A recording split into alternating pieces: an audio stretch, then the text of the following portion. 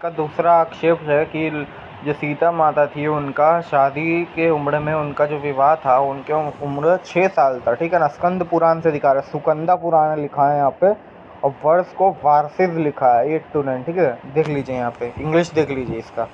ठीक है, ऐसे दिखा रहा है ये। अब मैं आपको रामायण से दिखाता हूँ कितना एज था उन लोगों का। ठीक है, देखिए वाल्मीकि रामायण का अरण्यकांड सर्ग 18। ठीक है, श्लोक नंबर 6 और यहाँ पे देखिए पेज नंबर 270 है। ठीक है ना, यहाँ पे देख लीजिए। महाभ्राता महातेजा व्यासा पंचविंशकः अष्टादश ही वीर्षाणि मम मम जन्मनि गण्यते। ठीक है, जब हमारा विवाह हुआ उस समय मेरे पिता श्री राम की अवस्था 25 वर्ष की थी और मेरी अवस्था 18 वर्ष की थी। जो पति थे मतलब श्री राम थे उनकी अवस्था 25 वर्ष की थी और जो सीता जी बोल रही हैं यहाँ पे बता रही हैं कि उनकी अवस्था 18 वर्ष थी। जब हमारा विवाह हुआ उस समय मेरे पति श्री राम की अवस्था 25 वर्ष की थी और मेरी अवस्था 18 वर्ष की थी। ठीक है, देख लीजिए इसको पूरा हो गया। अब हो गया ना एक्सपोजर, इसका ख़त्म, इसका काम है यहीं पे। अब इसका मैं ज़्यादा आक्षेप तो मैं निकालूंगा नहीं इसका मैं। ठीक है, अब इसका मैं ये दूसरा आक्षेप निकाल रहा हूँ, अब तीसरा आक्षेप निकालूंगा मैं इसका। उसके बाद इस बंदे के ऊपर ध्यान ही नहीं देना जाना, ये गधा है, कुछ पता ही नहीं है, वेद विरुद्ध चीज़ें उठा के लेके आ रहा है। उसके बाद इसने ऋषि विश्वामित्र जी का भी अपमान किया, महाभारत से रामायण के विरुद्ध प्रसंग उठाकर कुछ भी बक रहा है ये, वेद विरुद्ध प्रसंग उठा के। क्या बोलें इसको, ब्रह्मचारी क्या होता है इसको तो पता ही नहीं है, इसका नाम मतलब इसका फट जाएगा ब्रह्मचर्य सुन के।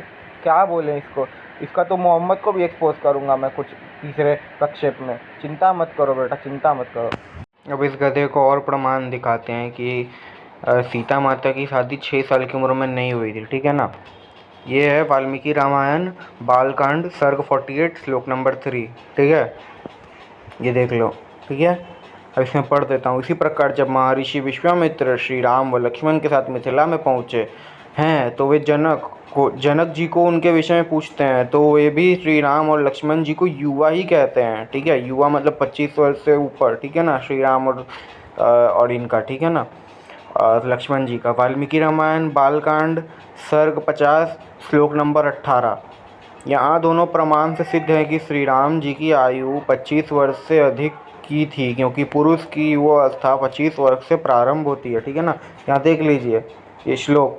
ठीक है, ये मैं दिखा दिया यहाँ पे भी युवावस्था ही बोला गया है श्री राम जी और लक्ष्मण जी को। ठीक है, अब मैं आपको सुश्रुत संहिता से दिखा देता हूँ जो बोलता है कि जो विवाह का समय होता है वो कितना उम्र होना चाहिए। ठीक है ना, सुश्रुत संहिता चैप्टर 10 सूत्र 57 एंड 58। ठीक है, 16 साल से कम उम्र की स्त्री में 25 को प्राप्त न हुआ पुरुष यदि गर्भ का आधान करे तो वह गर्भ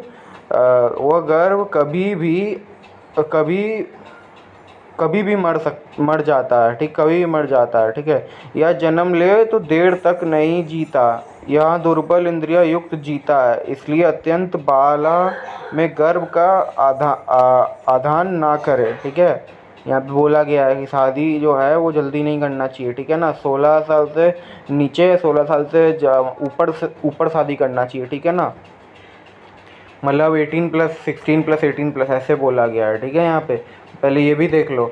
और ये वाला प्रूफ तो मैं दिखाई दिया हूँ तुमको, वाल्मीकि रामायण अरण्यकांड सर्ग 27 श्लोक नंबर 6 पेज नंबर 27 है। मामा ये जो भी है, जो हमारा विवाह हुआ उस समय मेरे पिता श्री राम की अवस्था 25 वर्ष की थी और मेरी अवस्था 18 वर्ष की थी। यहाँ से भी दिखा देता हूँ तुमको, फिर से दिखा देता हूँ, लो देख लो। ठीक है, ये देख लो, देख लो, पढ़ लो।